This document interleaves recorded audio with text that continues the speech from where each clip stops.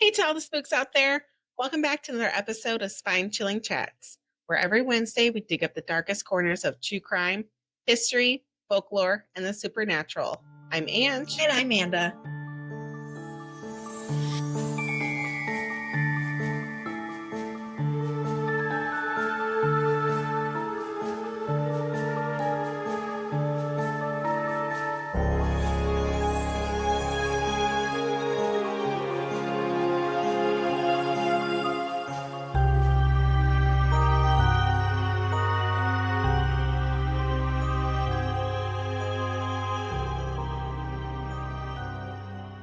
Can I show you something really quick? Yeah, but of course.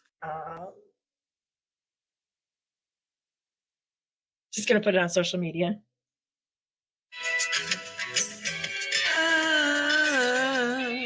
You'll see me down here in the corner.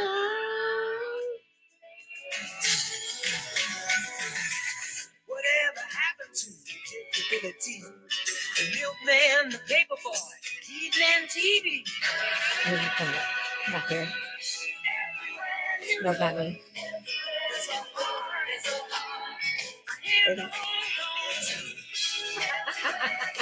Isn't this so cheesy? Somebody hold me to where you love. You're lost out there and you're all alone. Night is waiting to carry you home. Isn't it like, I just love Yeah. it. It's cheesy. Anyway, sorry guys. For our school, we did a family, what she called it, a family full house montage thing with all the teachers and staff.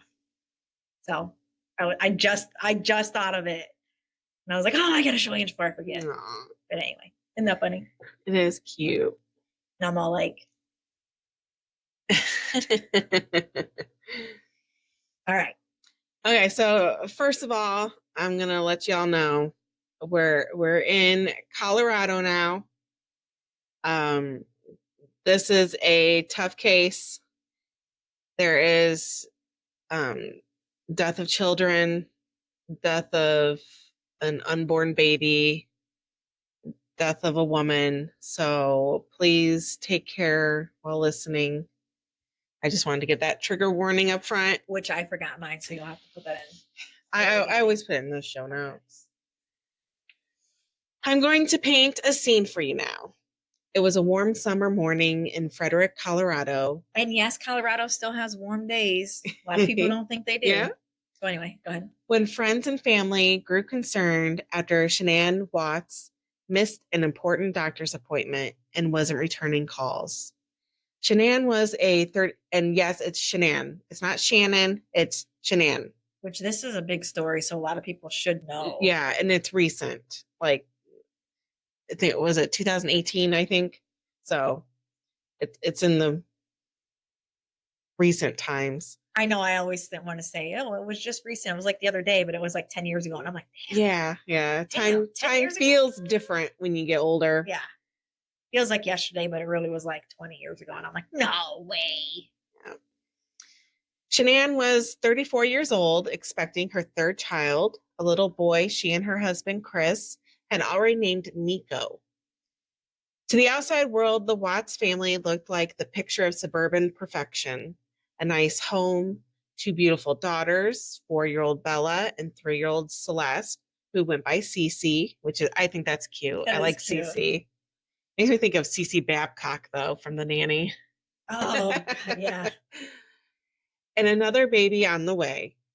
But behind closed doors, tensions were building, and the life Shanann worked so hard to present on social media was beginning to fracture. And that's a big issue.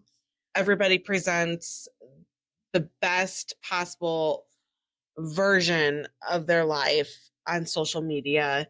So everybody thinks that their life is shit because it's not living up to this person's that they're Right. Like they're I feel showing. inadequate because and I don't mean this in a bad way, but like those pyramid, because that's what she did. She did the pyramid thing. Like I think she did It was Thrive. Mm-hmm. So, you get people to sign up underneath you. And some people cannot make it in those kinds of businesses. And so she's doing it on a, I hate to say it in this way, but a pyramid scheme. She's making it, and it's like, I can't even make it as successful being a fucking bank teller, and you're making it off some patch. You know what I mean? So like, then you feel inadequate because it's like, but then again, you are showing the best version of your family, not what's behind the scenes.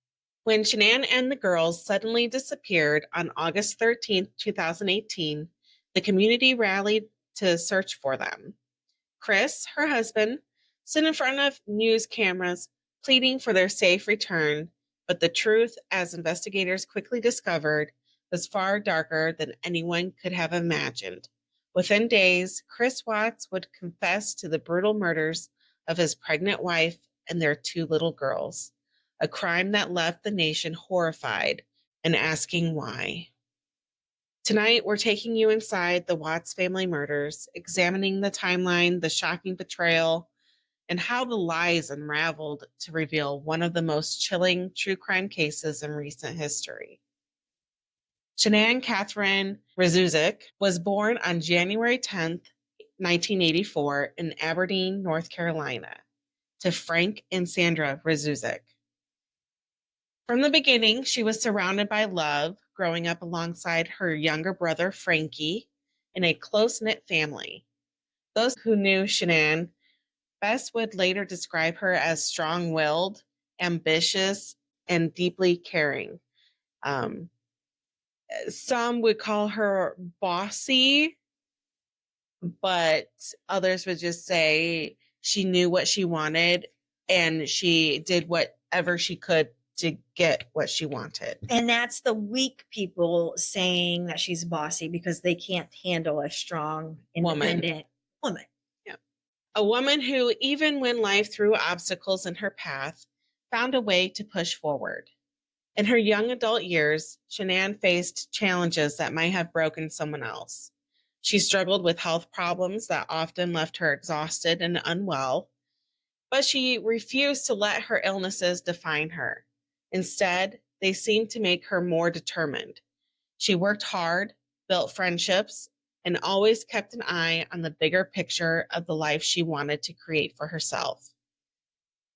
Shanann married for the first time in the early 2000s. She met her first husband, Leonard King, when she was still in high school, and he was in law school. Yeah.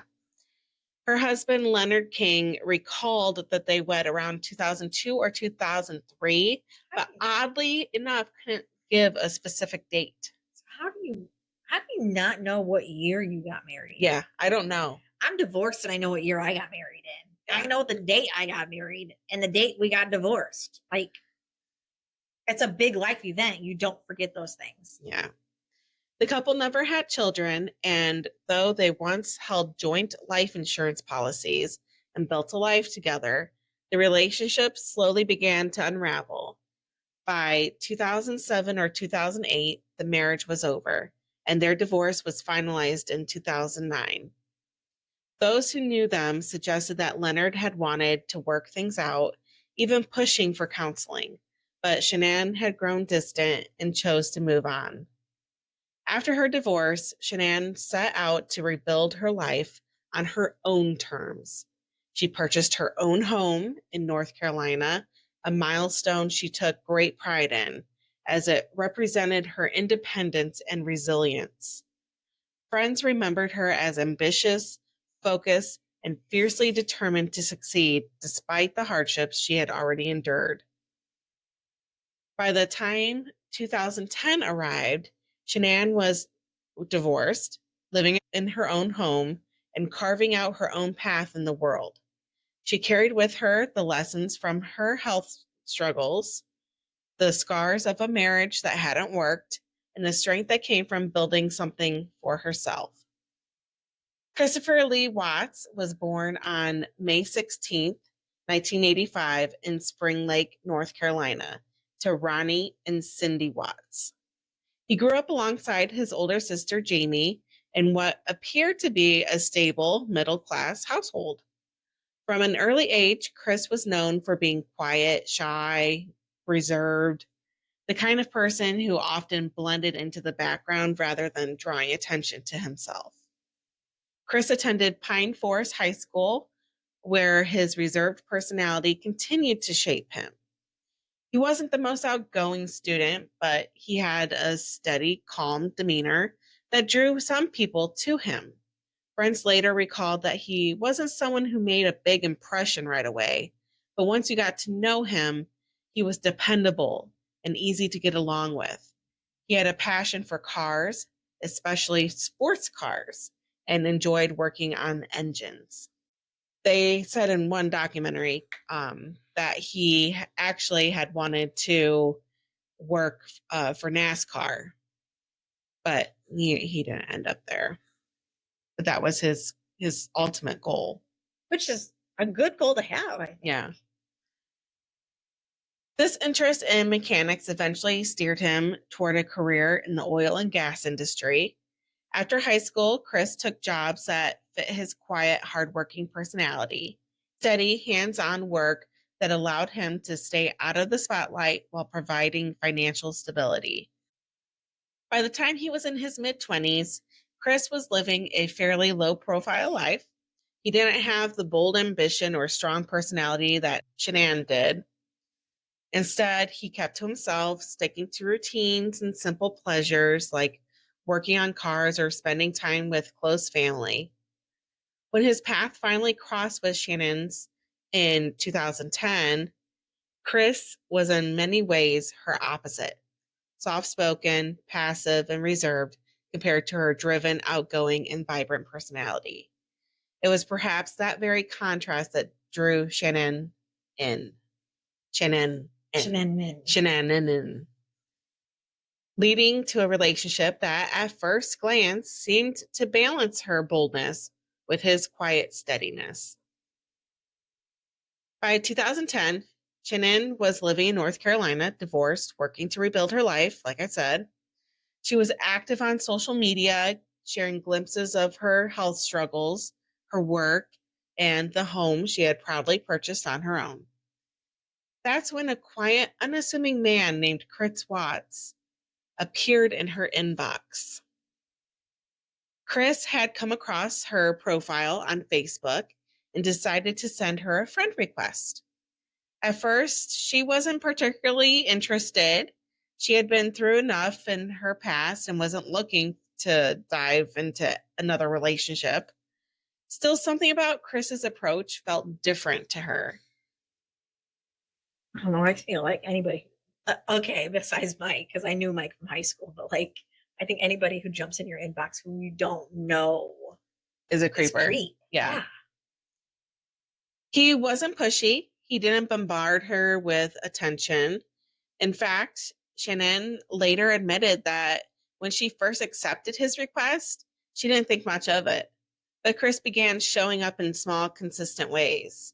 When she was feeling unwell, he checked on her. When she needed someone to listen, he was there quietly, without judgment. Shanann, who was battling lupus, because she got diagnosed in 2010, and struggling with the exhaustion that came with it, often felt drained and uncertain of her future. Yet Chris's patience and calm demeanor started to break through her walls. She later reflected that she had initially told herself she wasn't going to give him a chance, but Chris proved her wrong. His persistence wasn't loud or overwhelming. It was steady, gentle, dependable. And slowly, Shanann found herself letting him in. What began as a simple Facebook message soon grew into something more. For Shanann, Chris seemed to represent stability and kindness at a time when she desperately needed both. For Chris, Shanann's energy and determination were magnetic, pulling him into a world much different from his own quiet routine. Their first date was at a theater. Shanann wasn't impressed by his appearance, thinking he was underdressed. It was a fancier theater, I guess. He said in an interview that they served drinks there, which now seems normal. Even our little podunk theater in town does that, but back in 2010, Yeah. it was less common. Right. I guess he was just too casual for her. I'd go in sweatpants and a hoodie with a Yeah. blanket. Like, Yeah, theaters are cold. they are cold. Yep.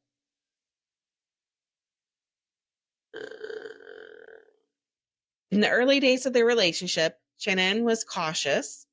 She had been through the divorce. She was battling lupus, and she wasn't sure she wanted to let anyone really in to waste her energy, her limited energy on a relationship. But Chris kept showing up in quiet ways, and one of the earliest examples came not long after they started dating. Shanann had to undergo a colonoscopy, an uncomfortable, vulnerable experience that she didn't expect anyone new in her life to take seriously. Yet Chris didn't hesitate. He offered to take her, sit with her, and make sure she wasn't alone. For Shanann, that moment was powerful. Here was a man who barely knew her, who had no obligation to stay, yet he was willing to be there for her during one of the most difficult and personal challenges. Later, Shanann would recall that it was one of the reasons she began to trust him, because he accepted her illness, and all without judgment or complaint. She had finally been diagnosed with lupus. That quiet act of support became a turning point. Chris wasn't flashy or outspoken, but he showed her that he could be the steady, patient rock that she so desperately needed. Yeah.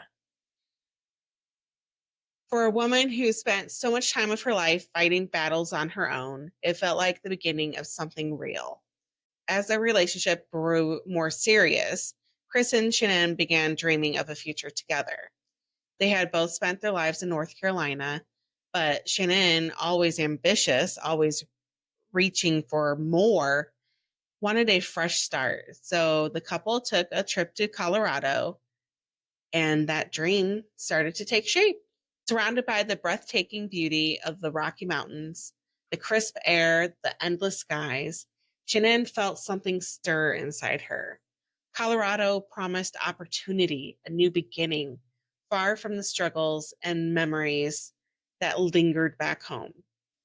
Chris, quieter and more reserved, seemed content to follow her lead, but even he was struck by the serenity of the place. For both of them, Colorado felt like endless possibilities. By the time they returned home from that trip, the decision was made. They would build their life there. And I've never been to Colorado, but I've seen pictures, and it does seem like a beautiful place to go. My cousin lives there and she sends us pictures all the time. She lives in the Breckenridge area. And she's always sending us pictures, and I'm just like, I'll visit, but I will admire it from afar, because even though they do have warm months, I am not about the snow. Nope. But we get a lot of snow here. Yeah, but they get more snow, like longer. You know what I mean? I just can't. Nope, no, thank you. Back in North Carolina, their relationship continued to deepen. Chris proposed in 2012, and Shanann said yes, ready to begin a new chapter with a man she had once been hesitant to even accept as a Facebook friend. But while her family welcomed Chris with open arms, his parents still harbored doubts. Shanann's strong personality often clashed with Cindy Watts' guarded one, creating a rift that grew wider with time. Chris, in an interview, said that he thought maybe it was because he never really had a serious relationship before. And so he never really brought a girl home for his parents to meet. And his mom had a hard time letting go. Because it's her baby boy. Yeah, and she's no longer the main woman in his life. Right. So she resented Shanann for taking her baby boy away from her. Despite the family tensions, Chris and Shanann pressed forward. They moved to Colorado before their wedding, chasing the promise of the mountain views and fresh start that they had both longed for. There they began laying the groundwork for their life together, searching for a home, settling into new routines, and building the foundation of what looked from the outside like a picture-perfect future. On November 3rd, 2012, Chris and Shanann were married in Mecklenburg County, North Carolina. It should have been a day of pure joy, but the absence of Chris's parents was felt heavily. Still, Shanann chose to focus on the love she had found and the future they were building. Yes, she was that petty Wow. to not even show up to her I didn't know son's that wedding. part of it. Yeah. Wow. Isn't that shitty? That is very shitty. Regardless if you like the girl or not. And it's not that she didn't necessarily not like her. They had some riffs, but like, I'm sure they still got along to some extent. Then to not show up to your son's wedding, like, wow. Yeah. That's something she'll regret for the rest of her life. And now her son is in prison. Oh. You raised some guy. Yeah. The backdrop of the Rockies had become their dream, and together they stepped into marriage with a shared vision, a family, a home, and a life with new beginnings under the wide Colorado sky. After their wedding in 2012, Chris and Shanann returned to Colorado, the place that had captured their imaginations during their first trip together. The mountains symbolized hope, a fresh beginning, and the life they were determined to create. In 2013, they took a major step forward, purchasing a spacious 5-bedroom home on the Saratoga Trail in Frederick, Colorado.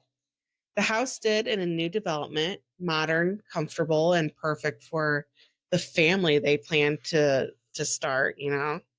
Newlyweds are going to get it on. Consummate that marriage. Yeah. It was a dream home for Shanann, who took pride in creating a beautiful space and documenting it all on social media, of course. That same year, Shanann gave birth to their first daughter, Bella Marie Watts, on December 17th, 2013. Just under 2 years later, on July 17th, 2015, they welcomed their second daughter, Celeste Catherine, who went by Cece Watts. The arrival of the girls transformed their lives. Shanann, already known for her determination, poured her energy into motherhood, while Chris was often described as a gentle, hands-on father who adored his daughters. But beneath the smiles and milestones, there were challenges. In 2015, just 2 years after moving into their home, the couple filed for bankruptcy. Oh, no. Yeah. Their mortgage, medical bills, and credit card debt had piled up, straining their finances. Chris was working steadily as an operator at Anadarko Petroleum, while Shanann was searching for a way to contribute financially while staying home with the girls, which that's a hard thing to do because, you know, wah, wah, wah. Oh, well. Because childcare is outrageous. Now, who knows what it was then? Because I did have a kid, but I don't know how much it was then. But 2015? I feel like it still was pretty expensive then. Lazar was in school by then, so I didn't have daycare. May have been. Childcare is expensive regardless. Because even if it was back when Ezra was little, let's say, at that time, what you're making and what you're paying out in bills still seems expensive. So regardless of the timeline, it's still expensive for daycare. And you have two. Yep. So it's hard to try to decide if it's more financially sound to just stay home and take care of the kids versus finding, childcare and going out into the working world. Mm-hmm. That's when Shanann discovered Thrive, a health and wellness product line from the multi-level marketing company Lavelle. What began as a side opportunity quickly became her passion. Shanann threw herself into her Thrive business, working from home and building a team through social media. She promoted the product enthusiastically often posting about the energy and confidence it gave her despite her lupus diagnosis. Before long, Thrive wasn't just a job, it was her identity. Her social media pages painted a picture of a thriving family. Thriving. Thriving. I see what you did Yeah, there. yeah. A supportive husband, 2 beautiful daughters, and financial freedom through her new business. Which I just have to say, it sucks. She went through the divorce and she busted her ass to get this house in North Carolina. And then she moves to Colorado and gets that house and has to file bankruptcy. And now she's rebuilding everything. Like that Again, sucks. yeah. Shanann was open about her health struggles and framed herself as someone who had overcome them, crediting Thrive and Chris's support. She became a team leader, traveling for company events and conferences and making friendships through the business. Chris, meanwhile, seemed to retreat further into his quiet nature. At first, he appeared supportive, often featured in Shanann's posts as a loving husband and father.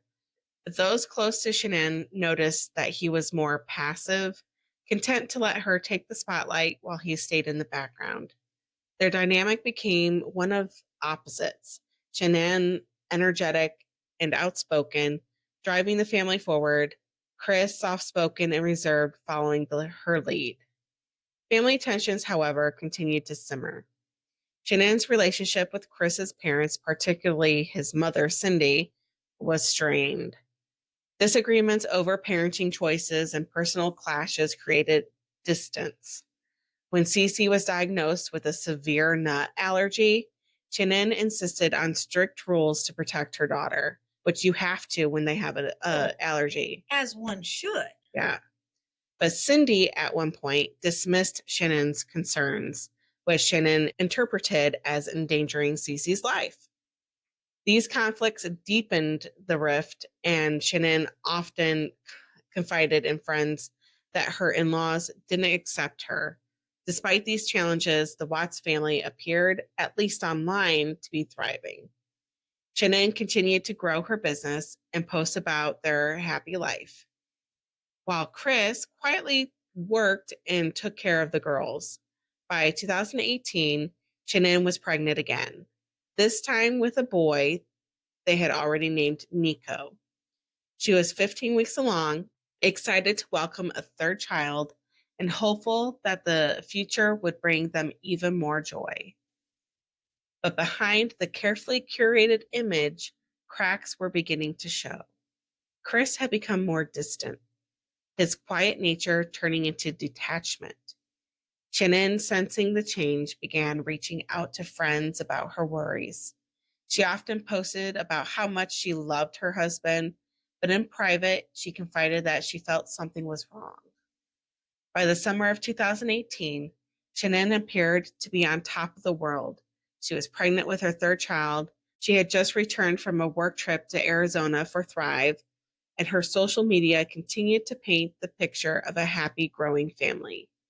She proudly announced that she and Chris were expecting a baby boy, Nico, and she shared videos of Bella and Cece talking about how excited they were to be big sisters again. But behind the curated posts, Shanann sensed trouble. Chris had grown increasingly distant emotionally and physically. Where he had once been attentive, now he seemed distracted, detached. Shanann confided in close friends that she felt something was off. What she didn't know was that Chris had begun an affair with a coworker, Nicole Kessinger. Nicole worked in the environmental department at the petroleum company, the same company where Chris was employed as an operator. Their paths first crossed in June of 2018. So think of that timeline. June, and then she's killed Wait, but in August. what happened to she got pregnant in 2018? Yeah. She's 5 months pregnant. That was immediate. Yeah. From June Yeah. to August. Yeah. And you would think he would be happy about having a baby boy. Yeah. You know what I mean?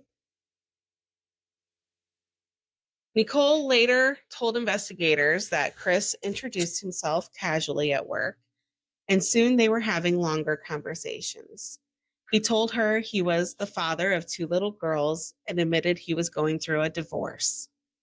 To Nicole, he presented himself as a man whose marriage was already over. Someone untangling himself from a broken relationship rather than a husband expecting another child. By late June, their relationship had quickly turned physical. They went out together, shared meals, and spent nights at each other's homes. Chris even introduced her to friends as his girlfriend. When Shanann and the girls left for North Carolina in the summer, Chris had even more time to devote to Nicole. They went to car museums, stayed overnight in hotels, and spent weekends together. For Chris, the affair seemed to represent freedom, a new life without the responsibilities and image that Shanann maintained so carefully. Nicole later told investigators that she and Chris often talked about building a future together. He told her he wanted to be with her openly, but needed to finalize his divorce first. She believed him. She described their relationship as intense and fast-moving, though she admitted she had concerns. At one point, she even searched Shannon's name online, trying to learn more about the woman Chris claimed he was leaving. But I guess she didn't find anything too much if she didn't see that she was pregnant. Right. How would she not find that out? She was all over social media. Yeah. As the relationship deepened, Chris began imagining a new beginning with Nicole. He started losing weight, working out more, and changing his appearance. Doesn't seem like he's that passive anymore. All signs that Shanann noticed but didn't fully understand. Friends would later recall that Chris seemed like a different person that summer, distant and distracted, as though he were living a double life. For Nicole, Chris was attentive and affectionate. For Shanann, he was becoming unrecognizable. The contrast between the life he was presenting to his mistress and the life he was still living at home was growing sharper with each passing day. By early August, Chris was juggling both worlds. Family man at home, doting boyfriend when Shanann was away, but the fantasy couldn't last forever. Shanann was beginning to suspect the truth, and Chris, cornered by the lies he had told, would soon make choices that shocked the world. During this time, Shanann took the girls to visit her family in North Carolina for several weeks that summer. It was for 6 weeks. Okay. Chris stayed behind in Colorado, working and spending time with Nicole. When he eventually joined Shanann and the girls in North Carolina, the tension between Shanann and his parents reached a boiling point. He came the last week to stay there, and then he came home with them. Yes, I do remember that part of it. A dispute over Cece's severe nut allergy, when Cindy Watts allegedly offered the little girl ice cream containing nuts, led to a heated confrontation. Shanann was furious, convinced that her mother-in-law wasn't taking her daughter's health seriously. The incident deepened the divide, and Shanann later referred to it as Nutgate. Chris's mom stated that the ice cream did not contain nuts, but was manufactured in a facility where tree nuts may be present, which anyone with severe nut allergies knows that's a no-go. My old store manager at Lowe's, he has a kid that has a severe peanut allergy. And he said that if he were to eat something containing peanuts at work and then go home to his kid, it would be really bad. Like even just giving him his kid a kiss on the cheek it could kill him. Like you don't fuck around with allergies. Like not severe allergies like that. So it's not something you take lightly when your child's life depends on it.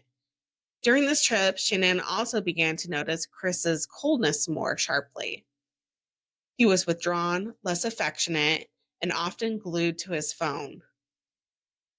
She told friends that she feared he didn't love her anymore. In one message to a friend, she admitted, "Chris has changed. I don't know who he is anymore." She was really upset that Chris hadn't seen her or the girls in over 5 weeks, and all she got was a quick kiss at the airport. That was all. No hugs, no butt grabs, no other kissing like he used to do. Mm-hmm. She texted her friend with her concerned that she thinks Chris might be getting his lovin' elsewhere. Otherwise, why wouldn't he touch her? But also, the whole time she and the girls were away, like, she would have to initiate FaceTime Mm-hmm. calling. I remember that. And all that. Mm-hmm. He never. She had to initiate communication. And there was a lot of times where, like, he went like 48 hours without contacting them. Like, how do you go that long without wanting to check in on your family? Your daughters and your pregnant wife. That are thousands of miles away. Like, even if you're unhappy, you're still married. And those are your kids. And those are your kids. You know? Yeah. When the family rates, and here I can't even go, like, I can't get this girl to go overnight anywhere. Yeah. Aurora has stayed overnight at her grandparents' maybe 2 or 3 times? Maybe 5 total. And she's 5. And she's 5. And that's only been in the recent, like, 2 years. Mm-hmm. Yeah. And she's ready. Because she doesn't care. She's like, all right, see you later. Bye. Bye. See ya. She's sick of it. She's sick of you guys. I know. When the family returned to Colorado, Shanann tried to repair their marriage. She planned a gender reveal party, took family videos, and wrote heartfelt posts about her love for Chris, but he remained distant and his mind preoccupied with his new relationship and the fantasy of a different life. In early August, Shanann left once again for a Thrive leadership trip to Arizona. While she was gone, Chris spent time with Nicole, taking her on dates and deepening their relationship. Shanann, meanwhile, texted friends about her growing suspicion. She told one confidant that she planned to confront Chris about his behavior as soon as she returned home. On August 11th, he told Shanann he was going to the Colorado Rockies baseball game, stating that he got free tickets from his work. To make the story believable, he even arranged for a babysitter to stay with Bella and Cece, but Chris never went to the stadium. Instead, he took Nicole Kessinger out to dinner at a restaurant called The Lazy Dog.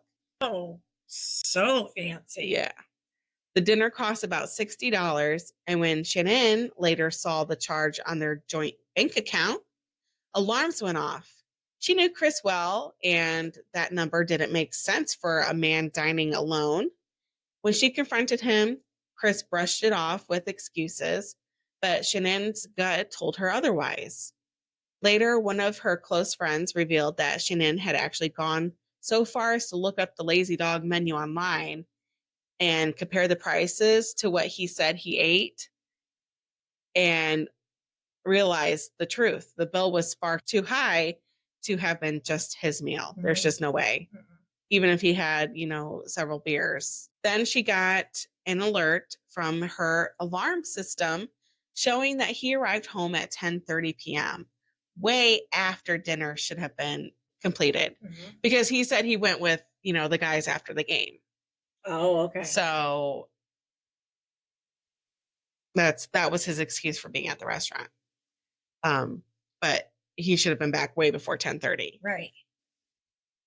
It was a crack in the facade that Chris had been trying so carefully to maintain, and it confirmed her worst fears. Something was very, very wrong in her marriage.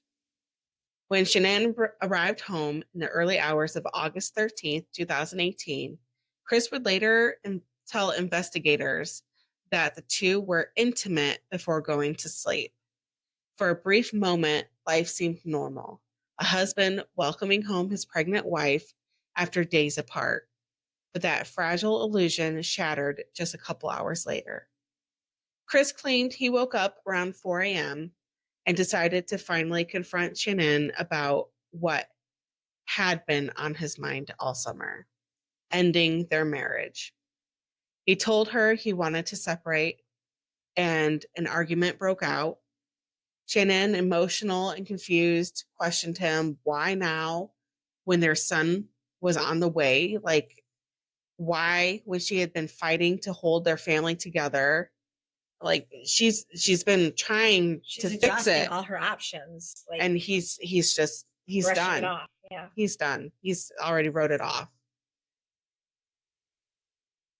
In his confession, Chris described straddling her on the bed during the confrontation. Shanann reportedly told him to get off, you're hurting the baby.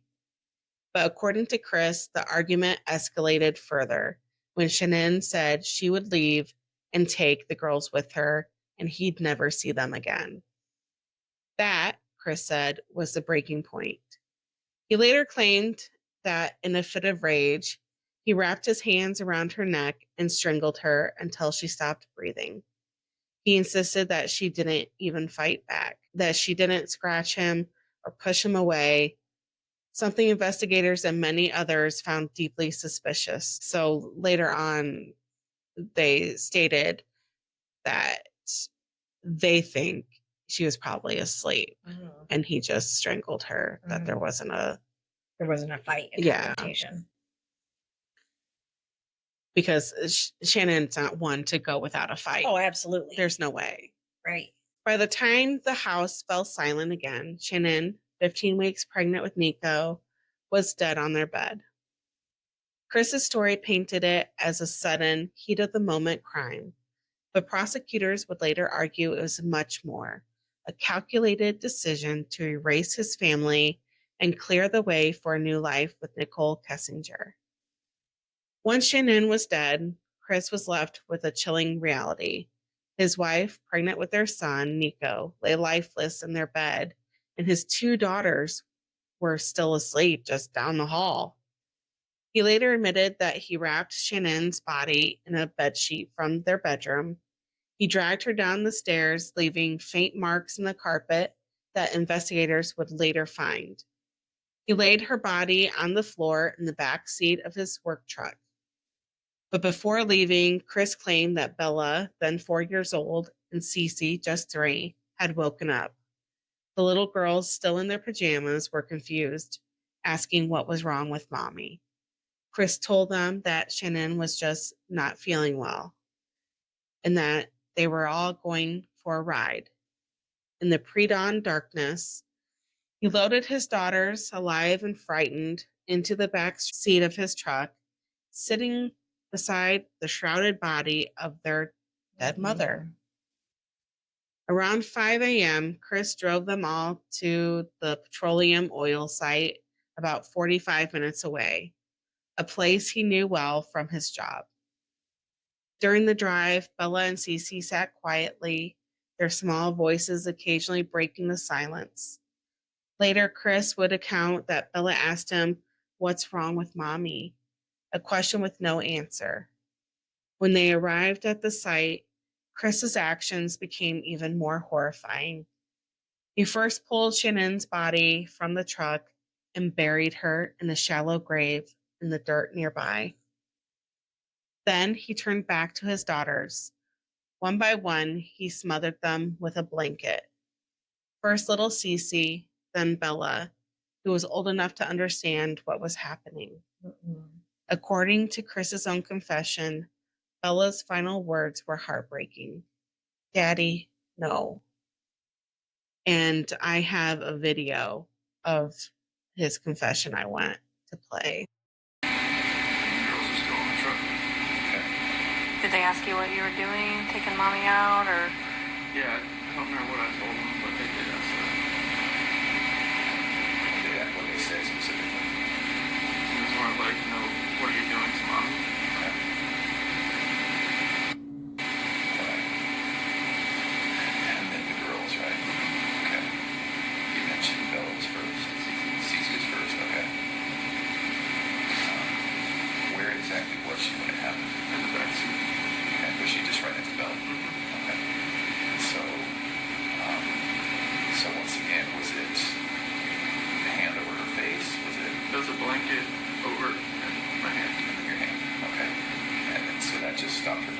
anything. Okay. Did she struggle at all? I don't think so, but I was blocking her face and my hand was right here. Oh, okay. Yeah. Okay. You had one hand here and one hand over her mouth. And were you just pushing her against the back of the seat type thing? Okay. What was Bella doing? She was sitting there next to it. She didn't know what was going on. Okay. Could she see you? Okay. Tell me about what you were thinking. I wasn't. I was thinking this wouldn't have happened. Yeah. Without any partial hint of what I feel for those girls and what I feel for my wife, but none of this would have happened. So I wasn't thinking. Okay. So she's in the back seat. Okay. And then once she's gone, then is it Bella next, or did you pull Cece out? I pulled CC out. Okay, so once Cece's gone, Bella's still there in the car alive, and then you pulled Cece out. What'd you do with her? Okay. So she went into the tank, and Bella was still in the back of the truck alive. Okay. With regard to that tank, did you bring up Cece, put her down, open the hatch? Brought her up, opened the hatch. And then put her in. Okay. And then went down to Bella. Tell me what happened there. She said, what happened to Cece? First she asked, it was the same thing, the exact same thing that happened to me as Cece. Did she ask you that? Okay. So Bella's pretty smart. How did she sound when she asked you that, Chris? She had that soft voice she always had. What exactly did she say? She said exactly the same thing that happened to me as Cece. And then I said, I don't even remember what I said. Okay. I don't know if I just said yes like a horrible person, or if I just put that blanket over her too and did the same thing. Same blanket, same way? Okay. She said, no, Daddy.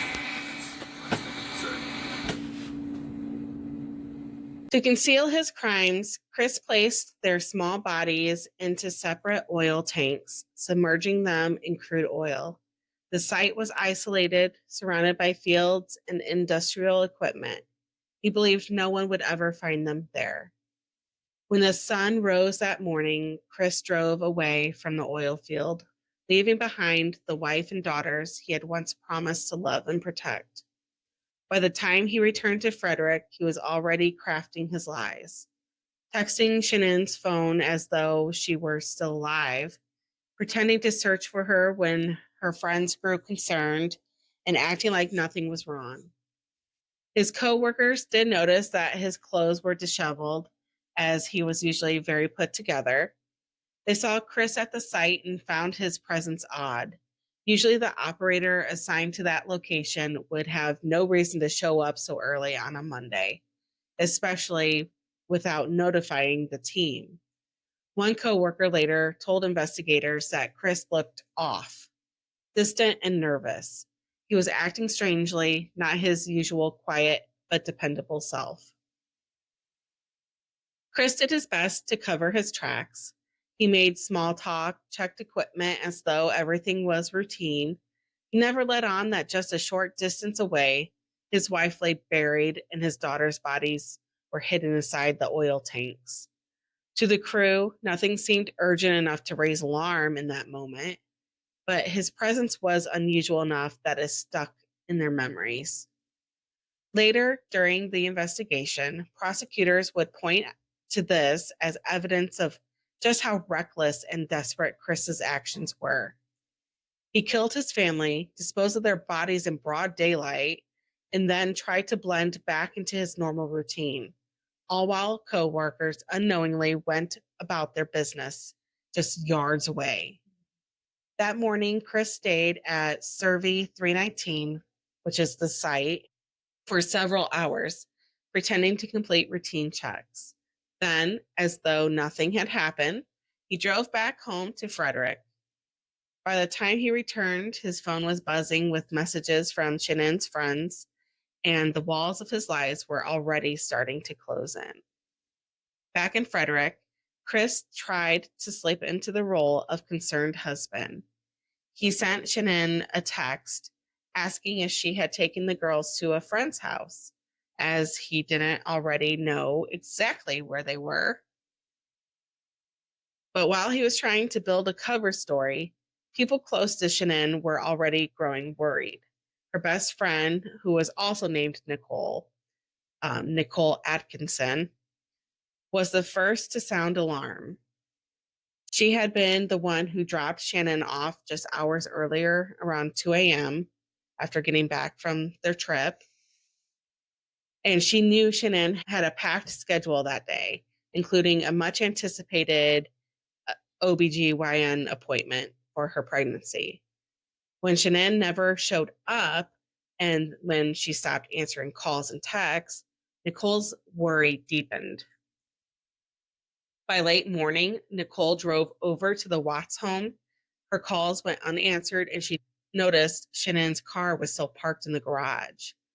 Her purse and her shoes were just inside the door. That didn't make any sense. Shanann never went anywhere without them. Alarmed, Nicole contacted Chris and then the police, requesting a welfare check. That afternoon, Officer Scott Coonrod of the Frederick Police Department arrived at the Watts residence. Body cam footage later showed the tense scene. Nicole standing in the driveway, clearly agitated. Chris trying to act calm but visibly uneasy. He told the officer that Shanann had said she was going to a friend's house with the kids, yet the details didn't add up.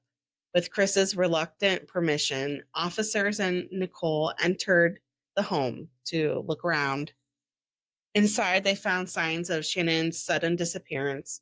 Her phone, her keys, her wallet, her medicine were all left behind. Those are things that she wouldn't just leave to go to her friend's house. Right. Especially if she was leaving him. Yeah, if she was leaving him, she would have taken her car. She would have taken her children's car seats. She would have taken purse, clothes, phone. Yeah. She's not going to just up and leave with two small babies with nothing but the clothes on her back. Upstairs, the unmade bed still held the fitted sheet that matched the one missing from the set later found near Shannon's shallow grave. Nicole's concern only grew. She insisted that Shanann would never just leave without telling anyone, especially not with Bella and Cece. To her, it was clear something terrible had happened. Meanwhile, Chris paced through the house, offering explanations that felt thin. He mentioned they'd had an emotional conversation that morning about separating, but he maintained that Shanann had simply taken off. As officers noted his odd demeanor, suspicion began to mount. And if you watch Netflix has a great little documentary about it. And they show a lot of the footage from the police cams. They show interviews. They show clips of Shanann and the girls off of posts that Shanann had put on Facebook. So you get to see them happy and smiling. Mm-hmm. It's a really great documentary. I suggest you watch it. I'll put the links in the show notes. But in the body cam footage, like you can just tell he's off. Mm-hmm. Like he's not acting as someone whose family is disappeared would act. Well, and I know they say that everybody deals with grief and stress differently, mm-hmm. but you can't tell me if your family was suddenly gone and it like there wasn't things like that made it look like they left on their own terms, like mm-hmm. taking her phone, taking her keys, taking her car, taking clothes. You would be worried. Mm-hmm. You would be crying. You would be visibly upset. You would have emotion. He just said that they had an emotional conversation that night, but now he's showing no emotion at all. Right. Well, and not only that, she has an immaculate house. She would not just leave her bed unmade with a missing sheet. Number one. No. Number two, she left with no phone, no keys, no wallet, no car, no purse, no nothing. What did she just take off walking with 2 kids, 15 weeks pregnant? Her shoes You know were what I mean? And her shoes were still in the yeah. in the house. Yeah. Like, none of it makes sense. Yeah. By the end of August 13th, Shanann, Bella, and Cece were officially listed as missing persons. But to those closest to Shanann and to investigators watching Chris's behavior, it was already clear. Something wasn't right inside the Watts home. His neighbor had security footage showing Chris pulling his truck up to the garage early in the morning and loading items into it. Chris said he was loading tools for his job. After Chris left, the neighbor told the officer how strange Chris had been acting.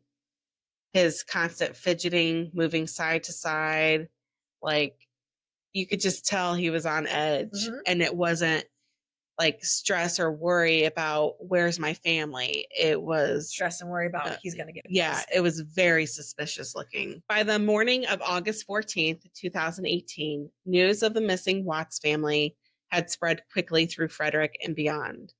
Neighbors and friends were frantic, and local media picked up the story almost immediately. Chris, meanwhile, tried to play the part of the worried husband and father. He gave multiple television interviews from his front porch, pleading for Shanann and the girls to come home. Clad in a t-shirt and shorts, arms crossed tightly against his chest, he told reporters things like, "Shanann, if you're out there, just come back. If somebody has her, just bring her back. I need to see everybody again." And I'll put a video here of that conversation. It's gonna lead to something. What happened? She came home from the airport 2 a.m. and I left around 5:15. She was still here, and like about 12:10, and that afternoon, her friend Nicole showed up at the door. Like I had texted Shanann a few times that day, called her, say, but she never got back to me. But she wasn't getting back to any of her people as well, and that's what really concerned a lot of people. Is like, if she's not getting back to her, like if she doesn't get back to me, that's fine. Like she gets busy during the day, but she didn't get back to her people, which was very concerning. And Nicole called me when she was at the door, and that's when I came home, and then walked in the house, and nothing vanished. Nothing was here. I mean, she wasn't here. The kids weren't here. Nobody was here. What's your wife's name? Shanann, Shanann. What's your kids? Bella and Celeste. Celeste. Celeste. How old are your daughters? Bella's 4, Celeste is 3. And so, how many times did you try calling her? I called her 3 times, texted her about 3 times just to say, what's going on? Like because after I called her and texted her once, it's like, maybe she was just busy. Like she had just gotten back, like everybody's probably calling her from her trip. She just got back from Arizona, and I figured she was just busy. But when her friend showed up, that's what it was like. It registered like, all right, this isn't right. You think she just took off? Do you think? I mean, right now I don't even want to just like throw anything out there. Like, I hope that she's somewhere safe right now and with the kids. But I mean, could she have just taken off? I don't know. But if somebody has her and they're not safe, like I want them back now. Like that's what's in my head. Like if they're safe right now, they're gonna come back. But if they're not safe right now, that's the not knowing part. Like if they're not safe, last night I had every light in the house on. I was hoping that I would just ran over by the kids running in the door and just like barrel rushing me, but it didn't happen. And it was just a traumatic night trying to be here. I'm gonna ask some kind of tough questions about the relationship with the kids. My kids are my life. I mean, those smiles light up my life. And there's like, last night, like during when they usually eat dinner, it was just like I missed them. Like, I missed telling them, hey, you got to eat that, or you're not gonna get your dessert. And just like you're not gonna get your snack after. I miss that. Like I miss them. Cuddle up on their couches. They have like a Minnie Mouse couch and a Sophia couch that they cuddle up on and watch, Bubble Guppies or something. And it was just like, it was tearing me apart last night, and I needed that. I needed that last night, and for nobody to be here last night and to go into their rooms and know that I wasn't going to turn the rain machines on. And I know that I wasn't going to turn their monitor on. I know I wasn't going to kiss them to bed tonight. It was that's why last night was just horrible. I couldn't do it. I want everybody to just come home. Like, wherever they're at, come home. That's what I want.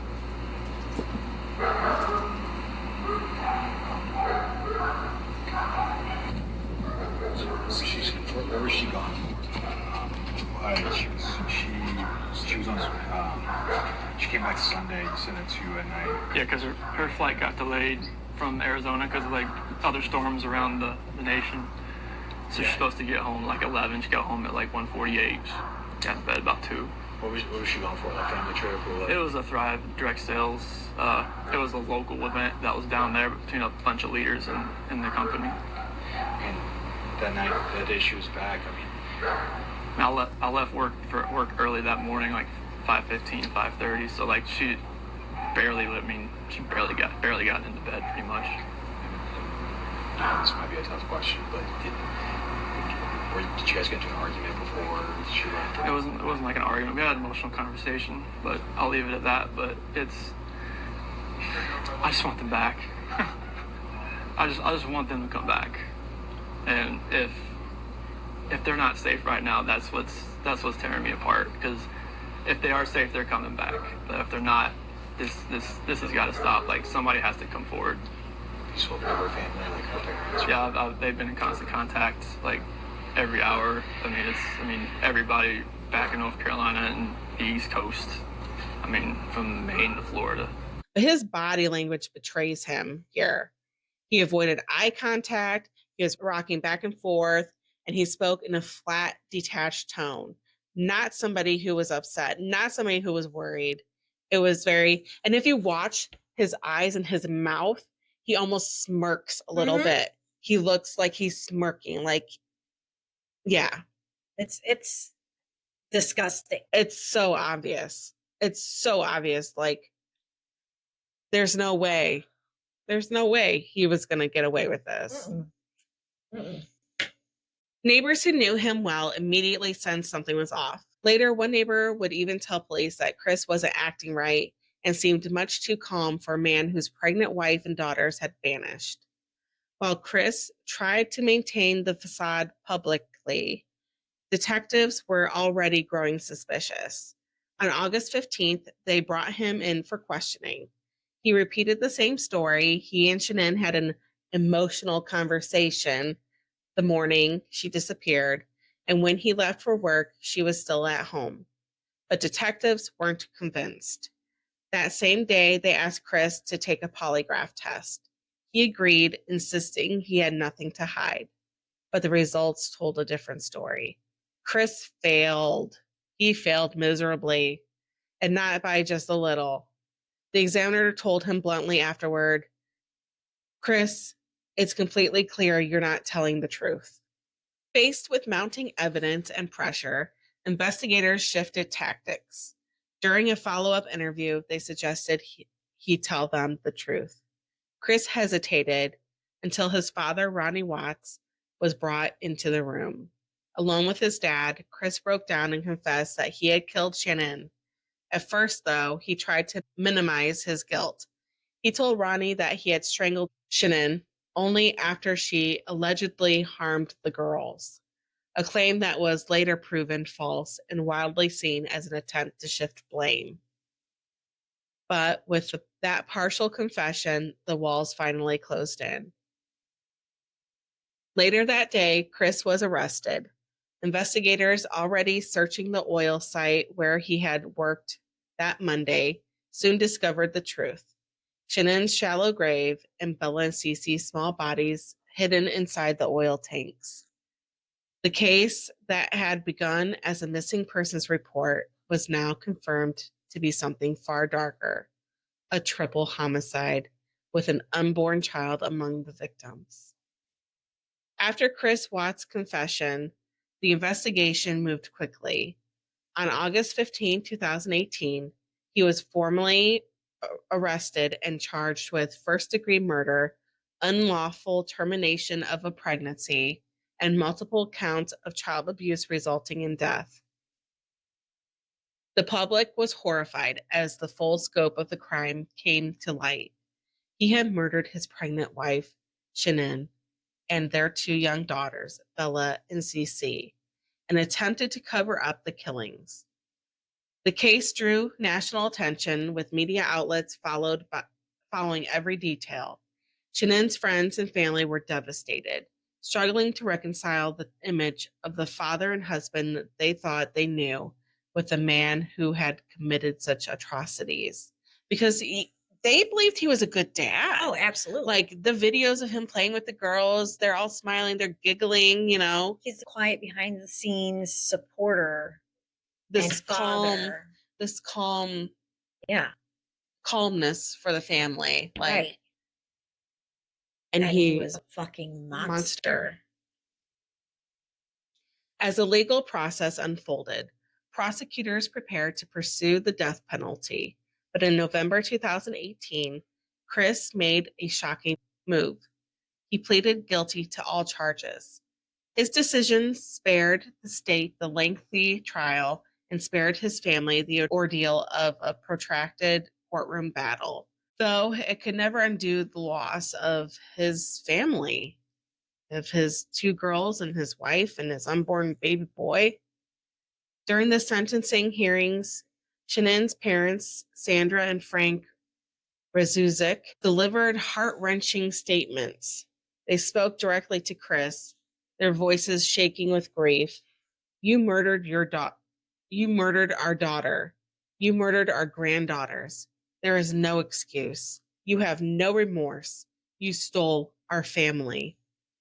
Chris Watts showed little emotion during these statements, sitting quietly as the gravity of his actions was laid bare. On November 19, 2018, he was sentenced to 5 consecutive life sentences without the possibility of parole. 1 for Shanann, 1 for Nico, their unborn child, and 1 for each of his 2 daughters, plus additional time for the child abuse charges.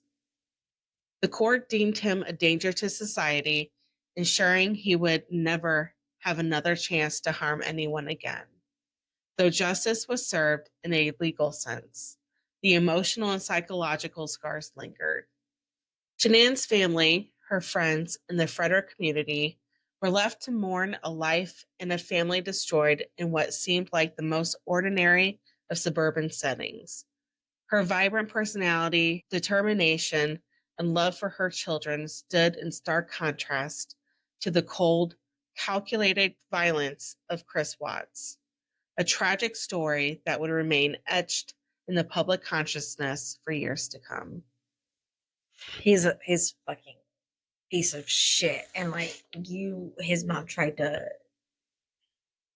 put this halo around him in this bubble, and he's my baby boy, and he's so perfect, and you're not this and you're not that. And then he fucking murders his family. Like, way to raise the kid. Yeah. To teach him that he's above everything and everybody. It's just so sad. It is sad. You know, if you're not happy with your life, if you're not happy with your marriage, get a divorce. That's all you have to do. It's not the end of the world to get divorced. I'm divorced. I'm perfectly fine. I'm happier now than what I was then. Like, it's not against the law to get divorced. It is against the law to kill people. Well, and if he was so worried about her taking his kids away from him, there are legal ways to make sure that you get visitation. You get to keep, them at part of the time. He didn't do anything wrong to put himself in a situation where he would not get to see his kids. Yeah. He was a good dad. Yeah. He had a job. He didn't do drugs, besides the cheating, which can't hold you from not seeing your kids. So what would have stopped him from seeing his kids? Yeah, there's nothing. So there's no excuse. And now you'll never see them again anyways. Because you killed them. And you got to have that as the last image in your mind. And I hope you do see that every night when you close your eyes. And you hear your daughter say, Daddy, no. Daddy, no. Oh, my, gave me chills. Anyway. Oh, I hate these ones. Yeah. But what a piece of shit. Mm-hmm. And the whole time he's talking about, you I'm know, so worried. yeah. Where are they? and You and you have can her. Please see, come you can home. see the fucking smirk. You can see it. Yeah. Yeah. Because he thinks he's getting away with it. Yeah, he thinks he's smart. But you're on there, you could see the smirk, and you have no emotion that your Not- fucking pregnant wife, Not two one daughters are fucking tear. missing. Not one fucking tear. Voice doesn't break. Nothing. Nothing. Yeah. Whatever. I don't understand how he got to that point. I don't either. Like, Because up until June, he was perfectly fine. yeah, until he met this girl and decided he wanted a new life. Will make no sense. And I'm gonna say it. Pussy's not that great. no. To make you want to kill your wife and kids. And you just met this person. Okay? You met her in June. It's been 2 months. And regardless if you told her that you were getting divorced or not, she knew you were technically still with your wife in a way, since you weren't divorced. She should have not started a relationship with him if he wasn't divorced. Yeah. Well. Do as I say, not as I do. But I knew they weren't getting back together. You know what I mean? Like, Maybe he made it seem like they weren't getting back together. But he lived with her, and I think, didn't she know that? I no, she did not know that. She did not know that. She did not know that she was pregnant. That's how I don't understand how.